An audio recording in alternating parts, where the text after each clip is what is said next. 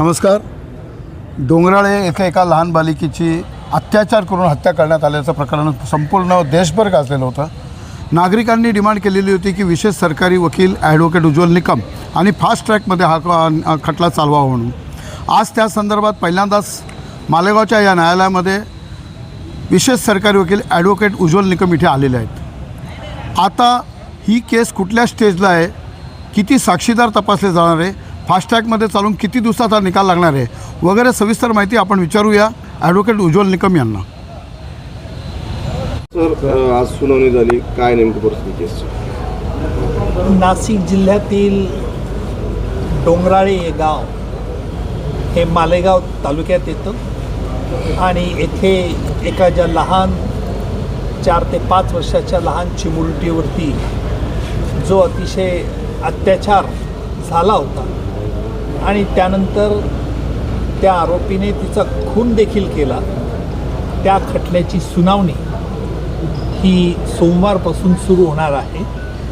अर्थात ही घटना साधारणतः 1.5-2 महिन्यापूर्वी घडलेली आहे आणि न्यायालयाने देखील तातडीने या खटल्याची सुनावणी सुरू करण्याचं निश्चित केलं असून आज आम्ही न्यायालयाला सरकारी साक्षीदार आम्ही कोणत्या क्रमाने तपासणार आहोत याचा अहवाल आज न्यायालयात हजर केला आणि सोमवारपासून या खटल्याची सुनावणी होईल. सर, किती साक्षीदार असणार आहेत?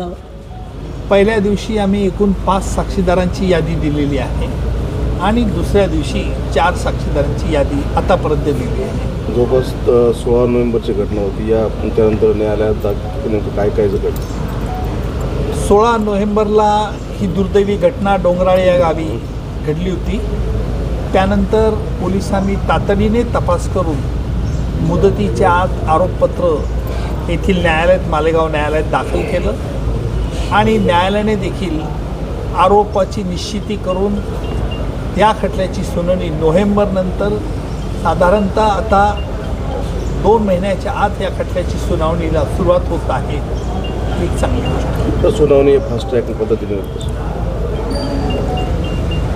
फास्ट ट्रॅक कोर्ट आहेच आणि जलद गतीने हा खटला लवकर चालवण्याचा देखील आमचा विचार आहे. साधारणतः किती दिवस आपण उपस्थित राहणार आहोत इथे की जसं फिर्यादी करून साधारणतः किती दिवसात सहाय्यक वकील म्हणून देण्यात यावा असं फिर्यादी करून सांगण्यात आलं?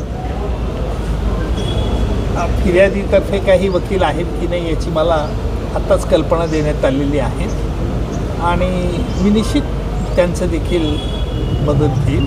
त्यात काही प्रश्न नाही. साधारणतः किती दिवसात निकाल अपेक्षित? निकालाचं काय अपेक्षा आहे? निकालची अपेक्षा मी आज त्याचं टाईम टेबल सांगू शकत नाही. साक्षीदार, बचाव पक्षाचे वकील, आमची उपलब्धता आणि साक्षीदारांची मानसिकता या सगळ्यांचा विचार करून आम्ही खटला हा लवकरात लवकर संपवण्याचा विचार आहे.